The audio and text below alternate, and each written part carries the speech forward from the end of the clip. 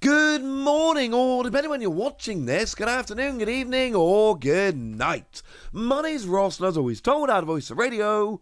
So today we need to go and take a little bit of a look at Ethan. No, I'm not talking about the Pokemon TCG commentator. I am talking about the protagonist from Gold and Silver, the male player character. We need to have a chat about all of their lovely new cards that are coming around in Hot Air Arena. Because I showed you the Misty cards in the video earlier. We talked about the set as a whole. I showed you the Misty cards, but frankly, I didn't have enough time to show you the Ethan cards, and if I tried, it would have been a bit of a rushed video, and frankly, I didn't want to do that. So no, we let it go for a minute. But now we come back and we talk about a lot of fun stuff, and there are a bunch of cards we've seen here, including an adorable Pichu, a less adorable Magcargo, a semi-adorable Typhlosion, but we start off with Ho-hoh EX. Yeah, seems good to me. So what do we got here? We got a basic EX with 230 HP, which is pretty nice. And we've got a frankly ridiculous ability. Once during your turn, you may attach 2 basic fire energy from your hand to one of your benched Ethan's Pokemon. And even if you don't read Japanese, look at the end there. There's nothing in brackets after Ethan's Pokemon. There is nothing to say that this ability doesn't stack. So this ability absolutely does stack. So yes, it is absolutely possible here that you could have 4 of these out and be accelerating 8 basic fire energy from your hand to your Ethan's Pokemon. And you do need to have a bunch of energy in hand in order to be able to accelerate it. And you, in theory, can only attack to your benched Ethan's Pokemon. But I feel like there's a really obvious combo that we kind of need to mention before we go any further. And that's Armarouge. When we rotate at the beginning of next year, we're losing Armarouge. But for the next year, we got it, ladies and gentlemen. It's hanging around in the format, and it's got the ability Fire Off that says as often as you like during your turn, you may move a fire energy from one of your bench Pokemon to your active Pokemon. So this is another one of those situations where we look at it and we go, look, in theory, this is only support for Ethan's Pokemon, and so, it's fine, but it really depends on what Ethan's Pokemon are going to do. I don't think that's the case here, because with this, all you need is to have a stage 1, your Armarouge, and a single basic EX, that's your Ho-hoh, and if you've got both of them on your bench, you can essentially attach 2 extra fire energy during your turn to your active Pokemon. And it doesn't have to be an active fire Pokemon. You have to attach them to your Ethan's Pokemon, but you attach them from your hand to your benched Ethan's Pokemon, so you can just attach it to Ho-hoh, because Ho-hoh is an Ethan's Pokemon. This ability works on the bench. So if this is benched, yes, you can just attach to Ho-hoh, and then use Armarouge to move it to your active, and it doesn't even have to be a fire Pokemon to which you're moving the fire energy. I really like this in Ethan decks because the ability is ridiculous. But given that we also have Armarouge, it's absolutely absurd.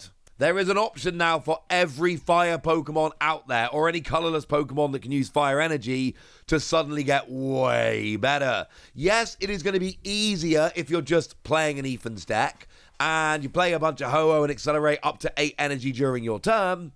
But because we got Armarouge, it can work with anything. And the fact that you can attach to yourself and move it with Armarouge is great. The fact that you can use up to 4 of these abilities during your turn is great. It is just a phenomenal ability. The attack is 4 energy, 160, heal 50 from each of your Pokemon. It's fine. Crucially here, it's not a one-turn thing, because you attach for turn, you attach 2 with the ability, you're still 1 energy away here, although if you have 2 Ho-hoh out, then you can use both of them to power up one of them. And then this is legit turn 1 going second attack. Essentially, you have something in the active, 2 Ho-hoh on the bench, draw 4 fire energy, attach 4 fire energy, and then go. Brilliant. Sounds good to me. And obviously this is probably a good chance to mention that we do still have superior energy retrieval in the format, which will get 4 of your energy from your discard pile, and then you attach them and jobs are good'un. But we of course have a whole suite of supporting cards we can use here as well, like Ethan's Adventure. This is a rather lovely supporter card that says you may search your deck for up to 3 in combination of Ethan's Pokemon and basic fire energy, and then put them in your hand and shuffle your deck. Yeah, that's good. That's really, really useful because it gets your Pokemon and your energy. It can search out free energy, but if you need your Pokemon, it can go and search them as well, which is brilliant. But wait, there's more, because we've got ourselves a Quilava, and we'll get to the Typhlosion in a minute, I promise. But right now, we need to talk about the Quilava, because what the Quilava does here, we got a stage 1 with an ability that says once during your turn, you may search your deck for 1 Ethan's Adventure and put it into your hand. So not only do we have this really good supporter card that goes and searches out whatever you need, we've got a rather lovely stage 1 which will go and get it for you, which is brilliant. It's a really nice combo, and we see here, like, what Pokemon are doing is they're going pretty combo heavy on these trainers' Pokemon. They're doing all this very deliberately, but Ho-hoh needs a bunch of energy, Ethan's Adventure gets the energy, Quilava goes and gets the Ethan's Adventure, and round we go. But I did tell you that I wasn't a huge fan of Ho-oh's attack. We need something more. Well, how about Typhlosion? Typhlosion ain't too bad. Now, 170 HP is alright. Free energy 160. Here's the thing. Free energy 160 should be terrible on a stage 2. But actually, with Ho-oh, you can just attach for turn, attach 2 with Ho-oh, off you go. So it is usable. It's not good, but it is usable. But then we got single energy, 40 damage, plus 60 more for each Ethan's Adventure in your discard pile. Well, if you got 4 of them in your discard pile, that's 240 damage. It's 280 with the 40 base. That is awesome. Really good. Really big fan. Love this card. Certainly going to be very, very useful if you can evolve up into a stage 2. Ooh, while we're talking stages, I should remind you that there is a Cyndaquil here, or tell you there's a Cyndaquil here. Single energy, 30 damage, discard 1 energy from this Pokemon. There will be weird times you can hit something for weakness and get a cheeky KO on like an evolving basic, so keep that in mind at least. But if you're willing to get a bunch of energy and you're not that interested in a stage 2, might I suggest Ethan's Magcargo? Because what we got here is a lovely ability whereby if there's no energy attached, it has no retreat cost. It's not a reason to play the card, but it is a nice handy bonus. And we've got minimum free fire energy, discard up to 5 basic fire from this Pokemon, and this attack does 70 damage for each card discarded in this way. If you discard 4, it does 280, which gets everything except stage 2 EXs. If you discard 5, then it gets everything, including stage 2 EXs. And again, I told you we've got superior energy retrieval.